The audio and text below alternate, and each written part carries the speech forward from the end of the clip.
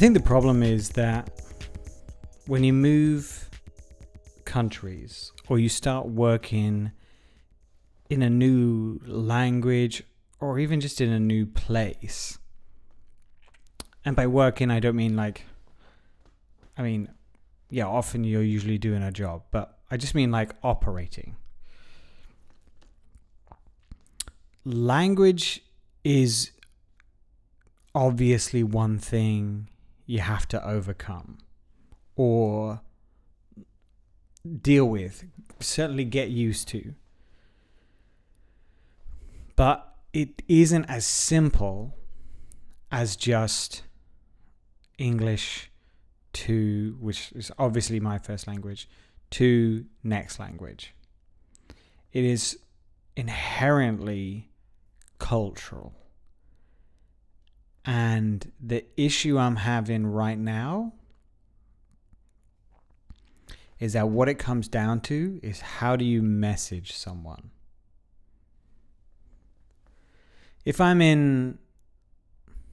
grew up in England, and you text one another, right?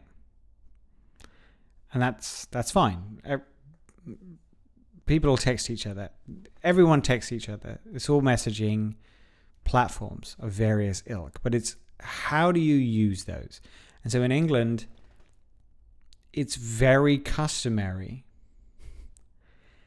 And this is obviously what I grew up with, being that short form messaging happened like when I was growing up and was a part of growing up.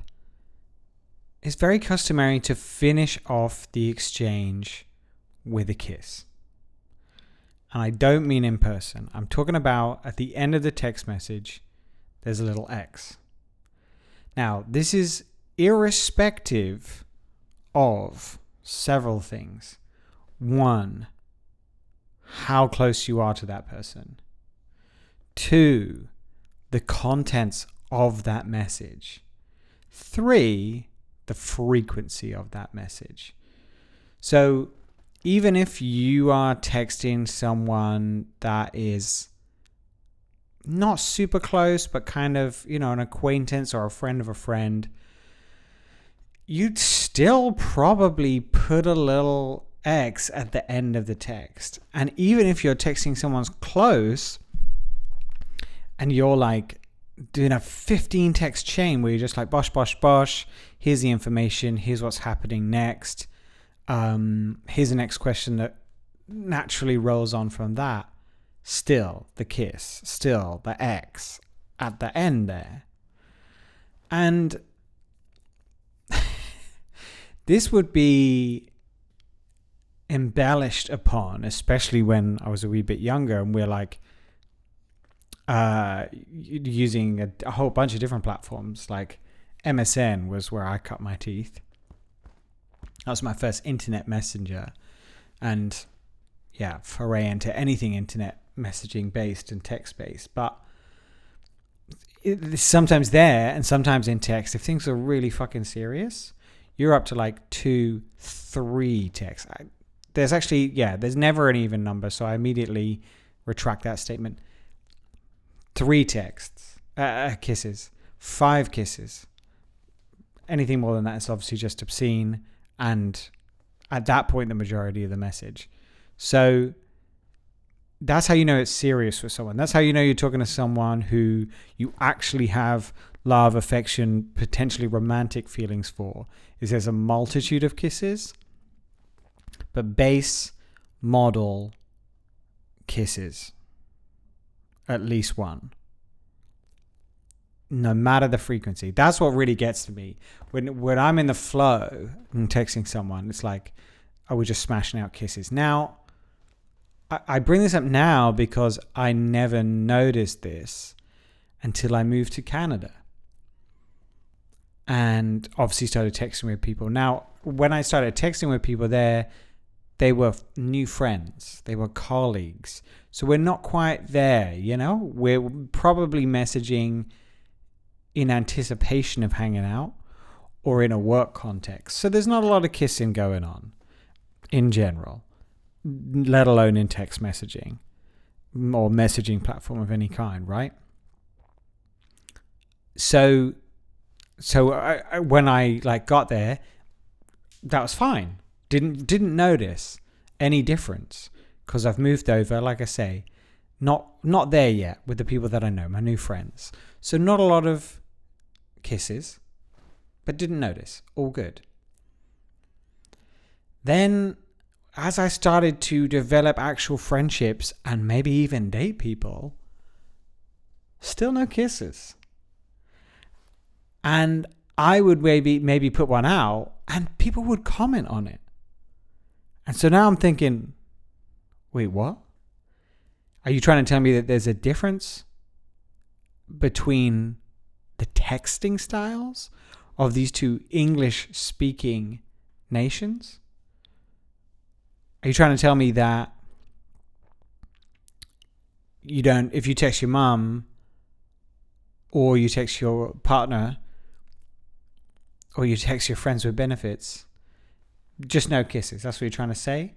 And then I spent enough time in Canada that when I went back and started messaging people from home, or I guess I did that from Canada as well, the kisses, I'm like, whoa, calm down. Calm down with your wanton displays of affection. And that, to me, is absolutely hilarious because the whole thing that I've learned from moving is that the British, at least the British that I spent time with and grew up with, are the least expressive people, especially of affection towards one another, of any peoples in the entire world. It's all about repression of feelings. It's all about repression of emotions. It's all about not saying how you feel or what you mean or whatever.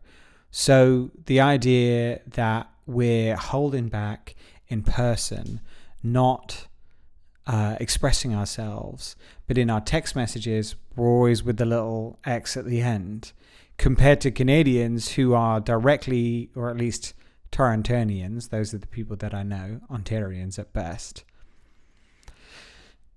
They're much better at being direct about their friendship, their romantic feelings towards someone, and just saying straight up how they feel.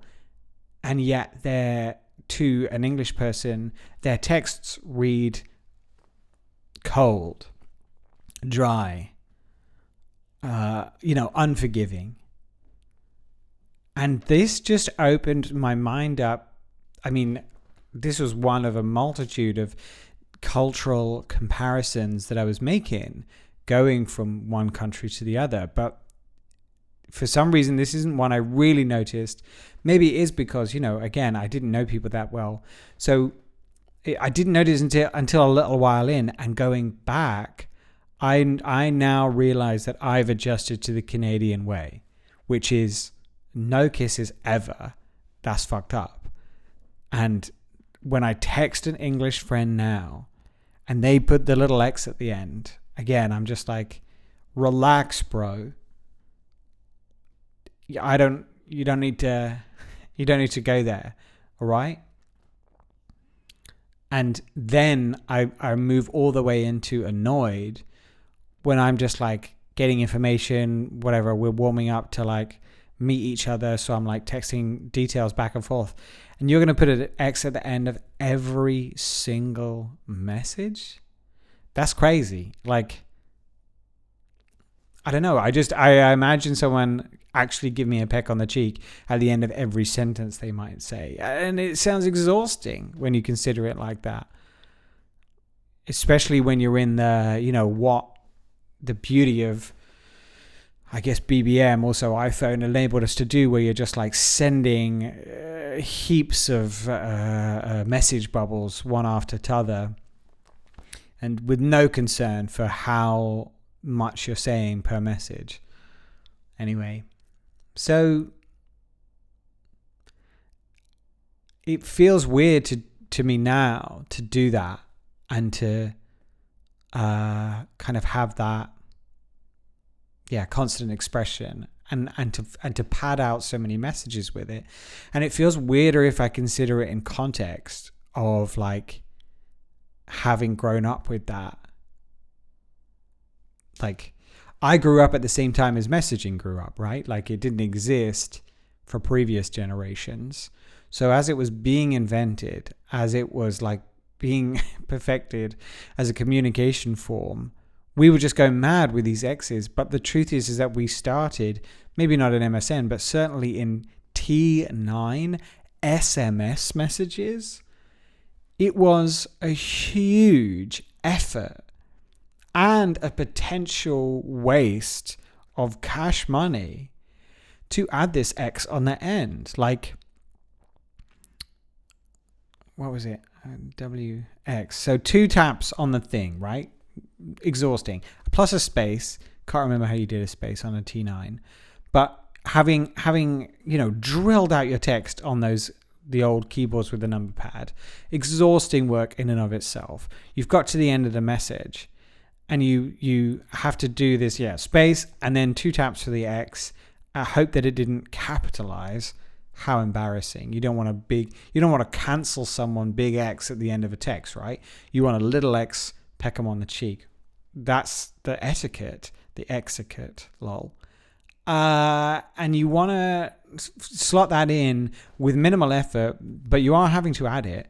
And then back in the day, the genesis of Twitter's own limit is that you had 160 characters maximum to play with before your shit got fucked up.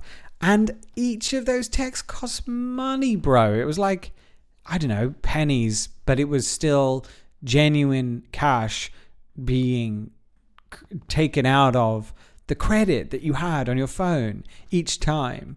So you've expressed yourself, you've got your whole message down, you've nailed what you're trying to say, and then you better hope you've only taken 158 characters to say that, because now you need space and X at the end. And that's when you get fancy with it. And if you're trying with someone, then like, and you had a short message, you were just saying something ridiculous and you evidently had cash to burn, then you'd put like a bunch of X's at the end, because I guess that was the original text message drip, was just like, bruh, I got 160 characters. I've barely used any of them, so it's just going to be space X, space X, space X. And you know that I'm trying to say nothing to do with Elon Musk. But what I'm trying to say with all that space X is I'm trying to smooch that. And you better be ready for next time I see you, when, because I'm an awkward teenager, I will not be following up on that smooch. But, the original sext is me just smashing all of these out at the end of a very expensive, relatively, message. So back then, without realizing it, we were putting in all that effort comparative to what we're doing now, where there's no limit on the text length. It's way easier to hit the X. And being Canadian in messaging culture, I'm not doing it. So what does that say about me now in relation to others? And what does that say about my willingness to put in effort to dress, pad out, and express myself in these messages to my loved ones? But the real shift, as I say, having lived in Canada, picked up this habit, obviously, going back to the UK or just messaging whilst I was there, finding it weird. The next step on my journey was moving to Italy. And there's an obvious language barrier, which is the language barrier. So you've already heard me rap on Duo. I won't go over it again, but I'm working hard to master the basics and not embarrass myself in public as I get my pastries. But of course, I'm texting other people who, even if they're texting in English, if they are Italian, then they're texting in the Italian way. And a lot of the time, that means they're not texting at all. That means they're leaving a voice message. a messagi vocali. Because for some reason, a multitude of reasons that I will attempt to analyze in this moment, they have fully embraced the technology that for some reason eludes definitely Canadians, potentially the English as well, which is to raise the phone and just give a snappy update, completely spoken, rather than write a message. I think the thing for them is that, like, it just better suits the style of communication. I found like invariably there's a way of communicating in Italian that is completely circular and tautological. Like, really early on when we moved over, like, we were doing some translation.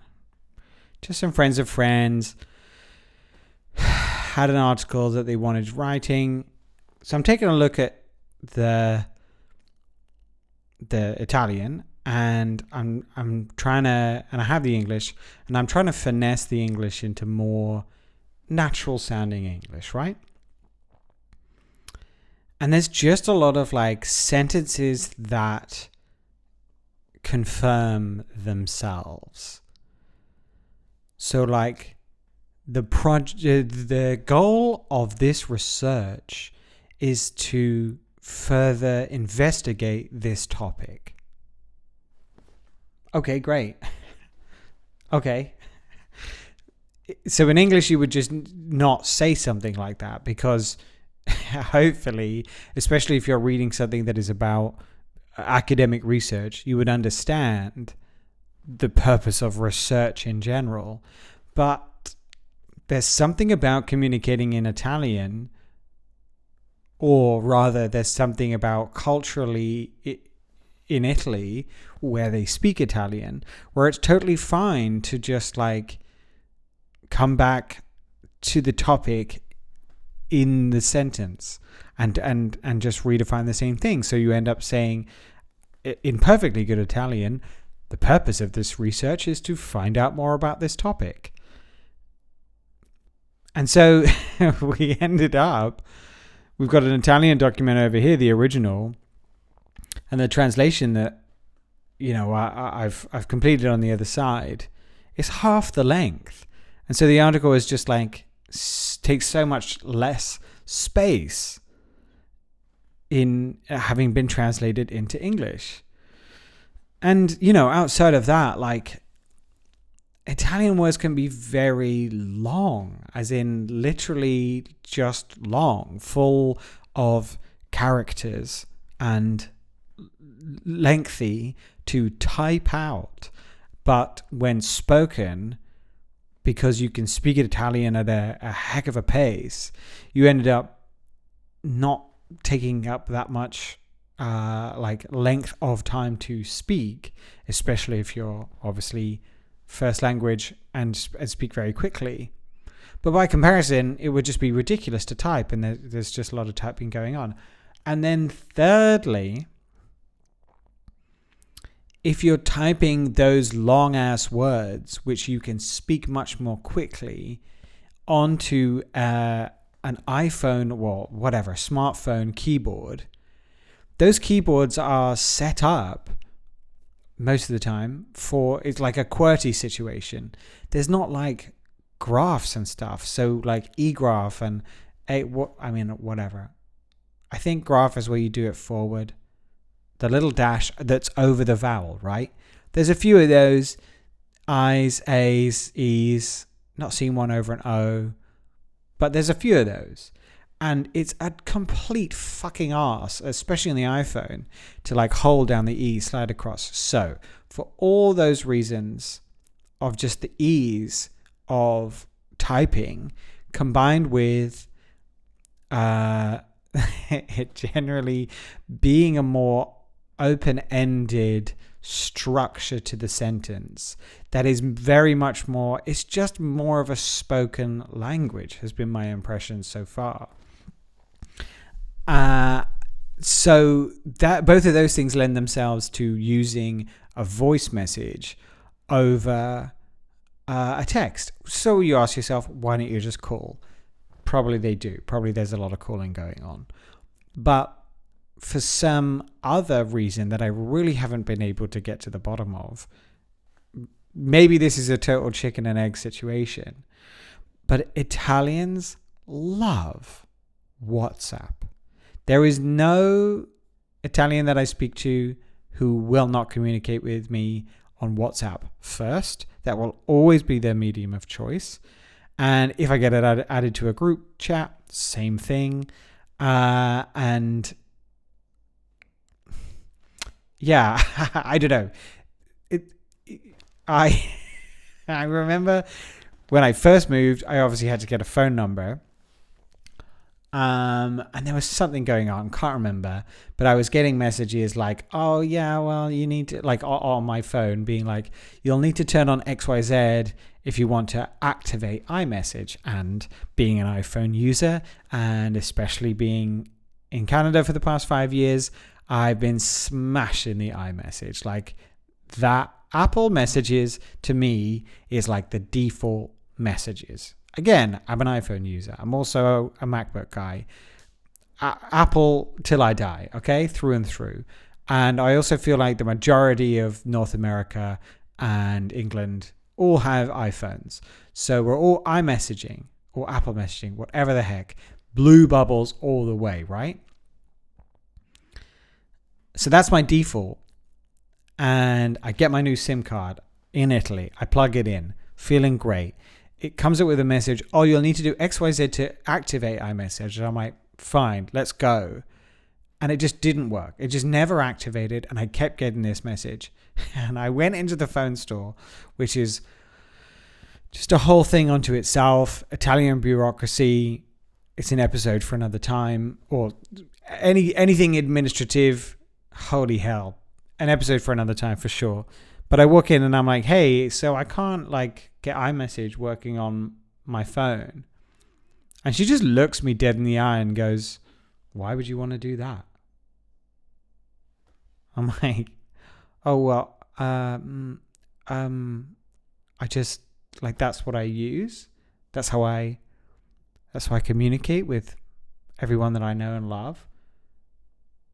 Like everyone who's close to me also has an iPhone, and I message them on the base iPhone messages. She goes, why would you want to do that? Why don't you just use WhatsApp? I'm like, well, I mean, yes, I do have WhatsApp, and I'm using it more and more, especially now I've got this SIM card.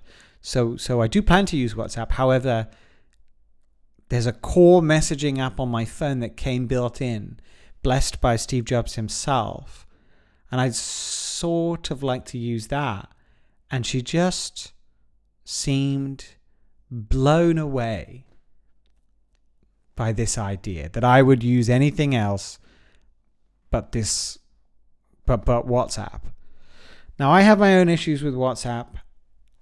I think I'm on, just the very far end of the autism spectrum for a multitude of reasons.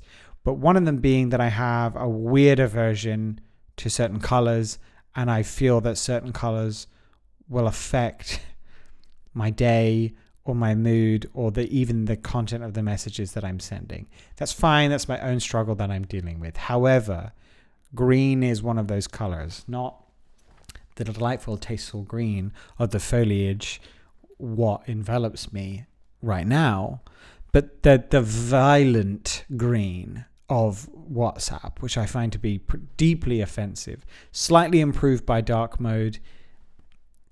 over time, they've really sorted out some of the colors on the newer versions of WhatsApp. But still, my aversion started there. And again, I'm programmed into this, right? Because if someone SMSs me on my iPhone, they come up as the most neon, just profoundly disgusting shade of green imaginable. And so that again has programmed me to be anti-green. And here is an app that's all green from first tap on your home screen. No, mate. So I'm anti WhatsApp. So I'm struggling in that sense. And then I walk into this store and this woman's like, why would you ever fucking use iMessage, you dumbass? Just use WhatsApp. Great. So now I'm using WhatsApp. I did get messages back on my phone. Thank you for asking. It took a lot of work. Again, working through the admin system. Story for another time. But now I'm on WhatsApp. So now I'm hitting all my Italian friends and people that I know here. And what I begin to recognize is that, if a message gets... First off, no kisses. Just to confirm. It is only the British that do that. As far as I know. And then you get a few messages in and they just stop texting. And you're like, what am I waiting for? I thought this conversation was really going somewhere. And then boom, 2-minute voice message, 3-minute voice message. My longest to date was an 11-minute voice message that I received. And again, at that point, it's like, just call me. At this point, you're recording a podcast. Like, imagine if everything I've just said on this recording so far, you were holding up your phone to your goddamn ear because you were hoping to hear just a short missive from me about where we're having dinner tonight. That's the territory you're encroaching upon with the plus. If you're into the double-digit minutes with your vocal message, you're playing it wrong. Okay, but WhatsApp doesn't set a limit on that. So that really, again, enables the cultural swing towards just picking up your phone and saying whatever. Just like raising it to your mouth and just speaking off the cuff to continue the conversation. But the beauty of it is really that you do it and it's not like a phone call because the other person doesn't have to immediately engage whilst listening, stop what they're doing potentially. But instead it keeps that asynchronous nature of texting someone something because you record it, they listen whenever, and then they hit you back probably also with a voice message whenever, or maybe if what they want to say is just like, yeah, good, then that's the text that you get. So now we're multi-format, audio, textual, it's amazing. And now that I'm in it, I love it, especially because I just find myself, if I'm trying to hit someone back, if I'm messaging someone, then I'm doing it probably while I'm walking. Like I just am killing the time of the walk or whatever, occupying my thought process when I'm thinking about this person or what I was trying to say. And I'm too focused on the keyboard, tappity tap, to not trip over my own feet, especially on the uneven streets of Rome, notoriously badly kept. I don't want to fall over and make an ass of myself. So if I can just record into my phone what I'm trying to say, send it off, and that's an acceptable form of messaging, amazing. Absolutely amazing. So now I've fully embraced it. And now again, I'm going through this cultural clash where I'm sending a vocal message to my brother. He's like, what the fuck is this? I don't want to hear your voice. I don't want to know what your voice sounds like until I see you in person. I want to send you a message. And then I hit someone up from Canada and they're like, whoa, I didn't even know my phone could do this. Or worse still, because we're not using WhatsApp, because they're rational people from North America who don't really vibe with WhatsApp, which is a great quality that they have, then we've got to use Apple voice notes, which is kind of okay. You got a 2-minute time limit, which is kind of shitty. And if you go over that, it turns it into some like Apple only file format that's like a little file icon instead, and you're like, oh, now I'm just sending an attachment to someone because I was trying to have an intimate conversation with a loved one, and now I'm just like, now I need a PDF reader to open this. Yeah, I've lost some of the intimacy of what this conversation was about. And 2 minutes, you're like, and if you get cut off, it really invalidates the whole idea of, sharing your thoughts off the cuff and speaking openly and honestly, right? And then, goddamn, and I messaged someone the other day, and again, I just did it automatically because I'm just in this mode now. But the way I communicate with this person from Toronto is on Instagram, and that's got a 1 minute time limit. And I what can you say in 1 minute, really? But then I'm not going to invite this guy to jump onto WhatsApp with me just so he can be complicit in my cultural appropriation of Italian methods of communicating with one another. So, as is true of much of my life, I'm caught between all these cultural standards and unable to carve out or define my own identity among each of them. I do enjoy the messages, but, again, it's just like introducing it to people, doing it to someone for the first time, as it was done to me for the first time, 15 months ago, 18 months ago. It's shocking. You don't expect to hear someone's voice unless they're calling you. And that's the same thing. Like, I did it to my brother. I did it to my parents. I give my mom a voice message. She's like, well, why are you doing this? Why are you doing this when you never call? I'm like, great.